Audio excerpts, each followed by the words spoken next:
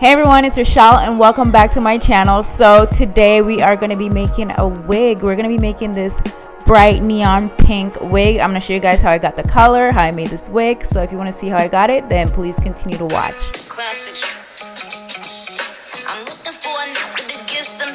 Okay, so to make this wig, I'm using 3 bundles of 613 hair, and the hair is from West Kiss. I will put all their info in the description bar down below, and the length that I use is 224s, 122, and my frontal is 20 inches.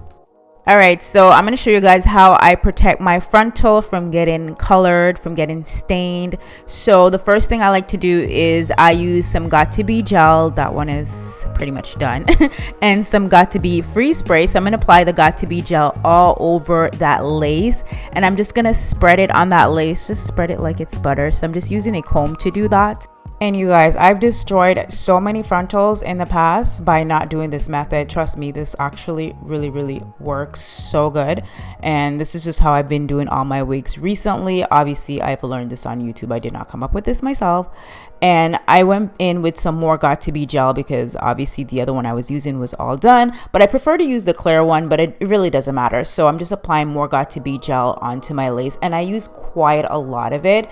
And then I'm going to go in with my Got2b freeze spray just to lock everything. So applying the Got2b gel and freeze spray onto your lace is just going to protect your lace from getting stained and colored. So it basically acts as a shield. I put mine aside to let it dry. You can also use a blow dryer to dry it as well, so it speeds up the process. Alright, so we're going to move on to color. I'm going to use the Ion Bright Semi-Permanent Cream Hair Color in the shade Rose and in the shade Flamingo. And I picked up 4 of these, you guys. So 2 of the Rose and 2 of the Flamingo. And I'm just going to go ahead and put some of that Rose into a little mixing bowl and some of that Flamingo in a mixing bowl as well. And I'm going to mix them together. Okay, so after mixing the hair color together, I'm going to go ahead and apply it all over the bundles with the application brush.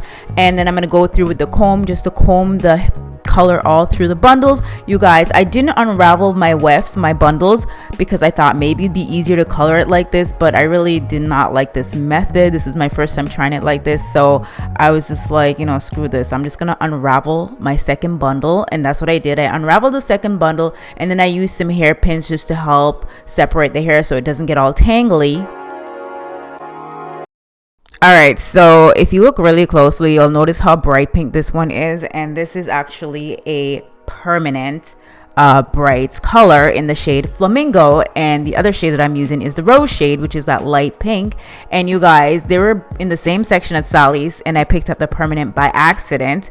And I was like wondering, why is it so pink, like super bright? Anyways, I added some conditioner to this to kind of tone the color down a bit and also make sure that that color stretched, because I was going through these colors like nothing. So I added conditioner, and then I went in with my application brush and started applying the color.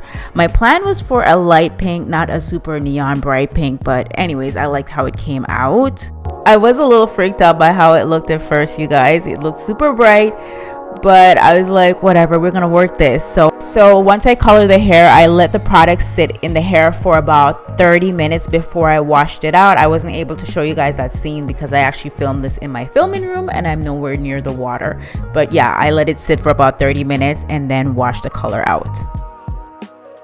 Alright, so I have a lot of dye all over my table. I do have a plastic on there, so I put another plastic on top because I'm about to go in and color the frontal, and I don't want to get the pink hair all over my lace. I mean the pink color all over my lace. So this is what your lace should look like once the gel and the Got2b freeze spray is all dried. It's supposed to look hard and stiff. So I'm just going to go in with the comb and just part that, and then I'm going to start coloring the hair from root to tip. So you guys, by the time I got to the frontal, I already colored 3 bundles, and I'm going in with the frontal. I actually end up using 6 dyes. So I end up using 3 Rose and 3 Flamingo shades. 2 of the Flamingos were permanent and 1 was semi-permanent.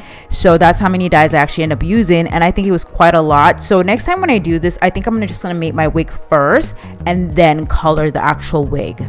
And of course, I'm going to color the other side as well. As you can see, there's a little bit of pink dye on the lace, but don't worry, when you wash that off, it's going to come right off. And I let it sit for about 30 minutes. I let the dye sit for about 30 minutes. And look at my lace, you guys. It's nice and clean. I mean, that's just a little bit of gel on it. I'm going to wash that off. But yeah, look at that. No stains whatsoever. My frontal is looking bomb. All right, so to make my wigs, I use a dome style wig cap and I use the mesh ones. I'll put the info in the description bar down below where you can get these. I got mine from Amazon, but you can get them at any beauty supply store. So I'm just adding the frontal to the wig cap. And if you notice, there was some little blue markings on my wig cap. That's just the measurement of my head. So I measure everything first. And the wig canvas head that I use is about 21 inches, which is the same size as my head. And I'm just using some T-pins to pin that frontal down to the canvas wig head just to make sure it's nice and secure before I sew it down. So you're going to need some weave thread, and you're also going to need a weave needle as well to sew down your frontal. I have a very detailed video on how I make my wigs. So this video won't be very super detailed on how I make the wigs because honestly it's all pretty much the same. I'm doing the same thing I did in the last video. The only thing I did different today was I'm rocking pink hair. That's the only thing different. So you can check out that video. I will link it in the description bar down below.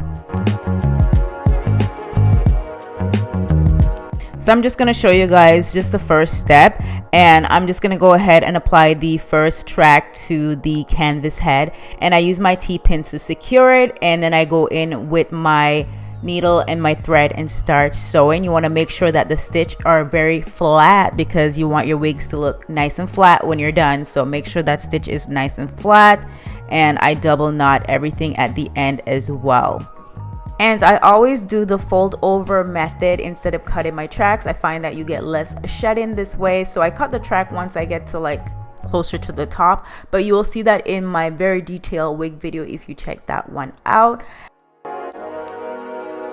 So this is what the completed wig looks like. I'm going to go in with a water bottle and I'm just going to start spraying that hairline because I want to go ahead and tweeze the hairline so it looks a little bit more on the natural side, not bulky hairline.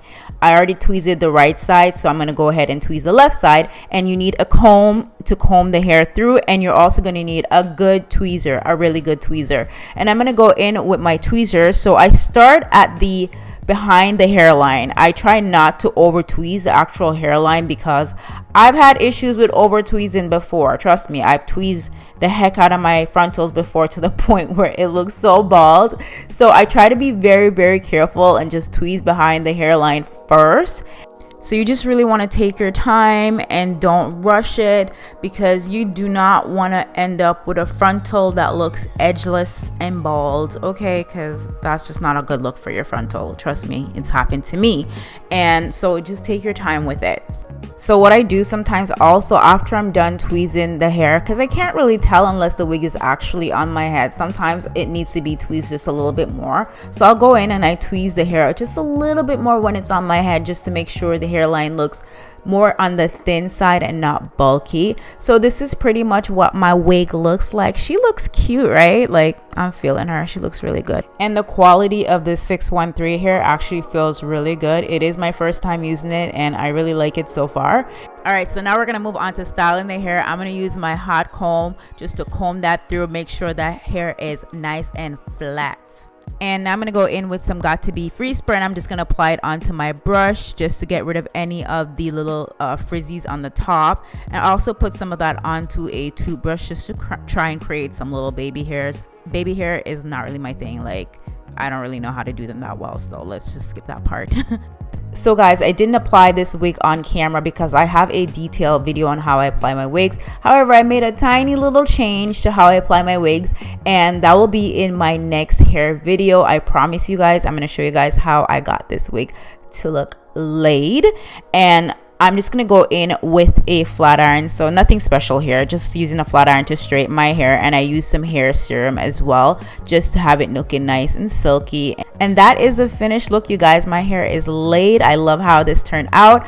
Please let me know what you guys think and let me know what color I should do next. I'll see you guys in another video very soon. I love you guys so much. Thank you so much for watching.